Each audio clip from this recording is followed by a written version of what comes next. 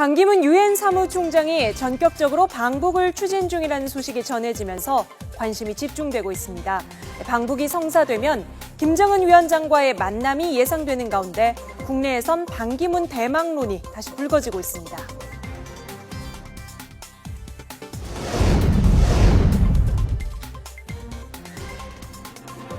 반 총장은 지난 5월 한국을 방문했을 당시 북한 개성공단 방문을 추진했지만 거의 확정 단계에서 북한이 거절해 방북이 취소된 적이 있습니다. 오늘 새벽 북측은 갑작스럽게 외교 경로를 통해서 북측 당국이 저희 개성공단 방북 허가 결정을 철회한다고 알려왔습니다. 이러한 갑작스러운 철회 이유에 대해 아무런 설명은 없었습니다. 이러한 평양의 결정은 대단히 유감스러운 일입니다. 반 총장에 앞서 1979년 쿠르트 발트하임 총장과 1993년에는 부트로스 갈리 총장이 각각 북한을 방문한 적이 있는데요. 반 총장의 방북이 성사될 경우에는 유엔 사무총장의 방북은 세 번째가 됩니다. 반 총장의 구체적인 방북 일정에 관해서는 확인되지 않고 있고 방북 방식으로는 뉴욕에서 비행기를 이용해 곧바로 평양으로 갈 것으로 예상됩니다. 우리 정부는 이번 반 총장의 방북 소식에 대해 알지 못한다는 반응을 내놨습니다.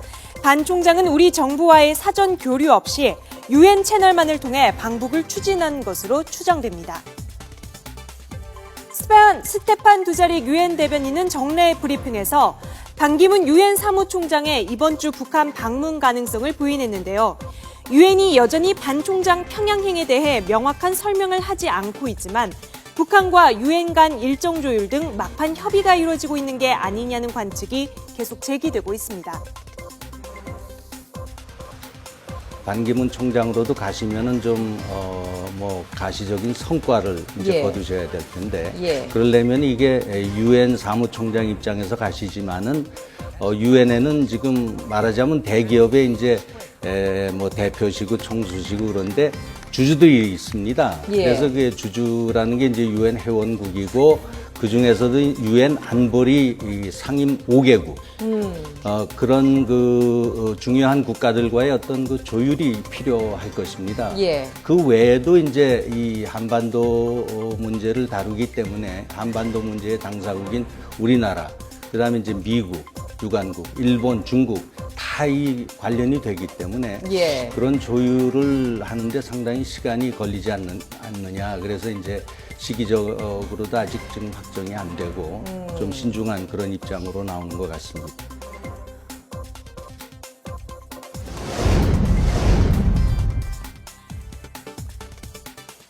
지난 5월 개성공단 방문이 무산된 반 총장은 지난 9월에 유엔을 찾은 북한 리수용 외무상에게 방북하고 싶다는 뜻을 다시 전한 것으로 알려졌습니다.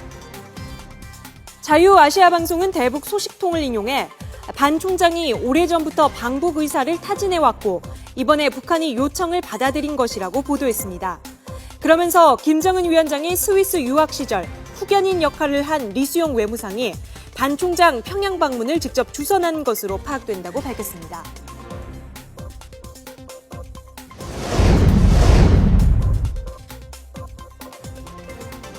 반 총장의 방북이 성사된다면 김정은 위원장을 직접 만날 가능성이 큽니다. 북한도 유엔 회원국인 만큼 북한의 최고 지도자를 만나는 것은 당연하다는 게 유엔의 입장입니다. 지난 5월만 해도 반기문 총장의 방북을 거부한 북한인데요.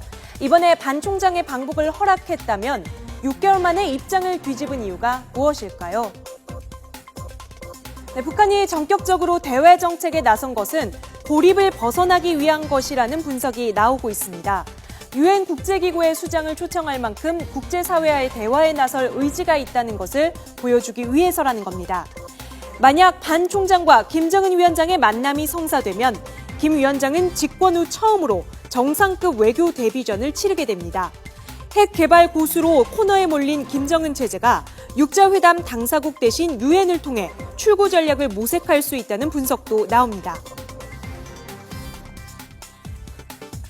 세계 정부의 수장이라는 유엔 사무총장이 평양을 방문한다는 국내적으로도 굉장히 북한 정치적으로 활용할 가치가 굉장히 컸고요. 그다음에 자기들 스스로도 국제 무대에 나갈 수 있는 어떤 단초를 마련할 수 있고 반 총장을 상대로 지금 19일 그 유엔에서 인권 문제가 그 전후 즈음에서 되게 있을 수도 있겠습니다만은 자기들 마음대로 어떤 그 반론을 펼 수 있는 그런 공론의 장도 될 수 있고요. 북한 측으로서도 굉장히 손해보는 이벤트는 아니라고 볼 수 있고.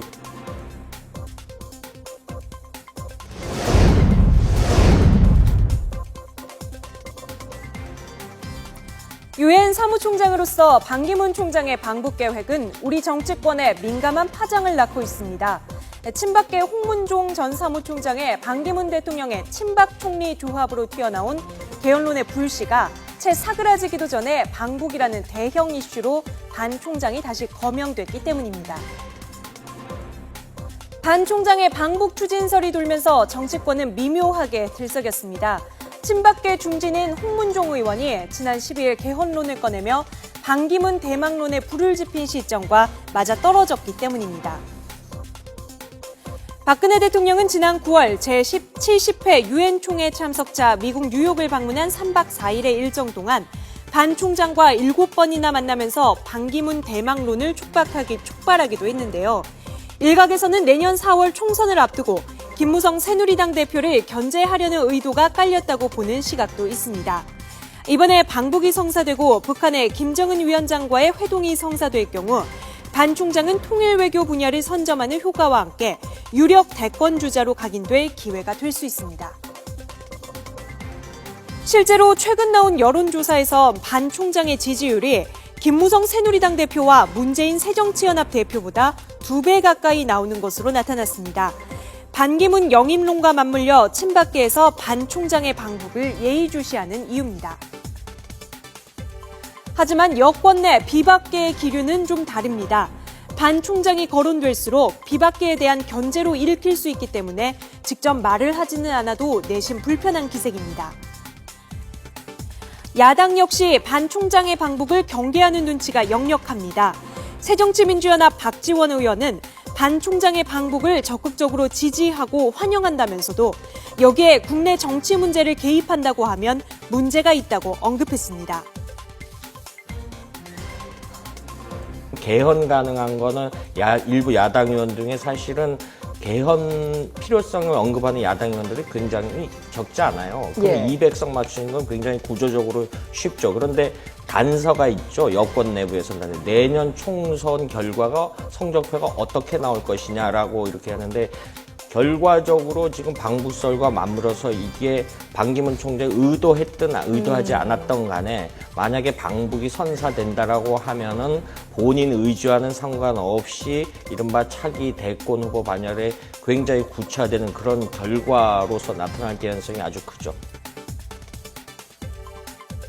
반기문 유엔 사무총장의 북한 방문이 성사된다면 남북관계 개선에 가교가 될 수 있습니다. 또 반기문 총장의 대권 가도에 또 하나의 호재가 될 수 있을 텐데요. 반 총장이 방북을 추진하고 있지만 아직 성사됐다는 소식은 들리지 않고 있습니다. 하지만 임기 1년을 남겨둔 반 총장의 방북이 성사될 경우 본인이 원하든 원하지 않든 차기 대권 주자로서의 반 총장의 입지는 더욱 공고해질 것으로 보입니다.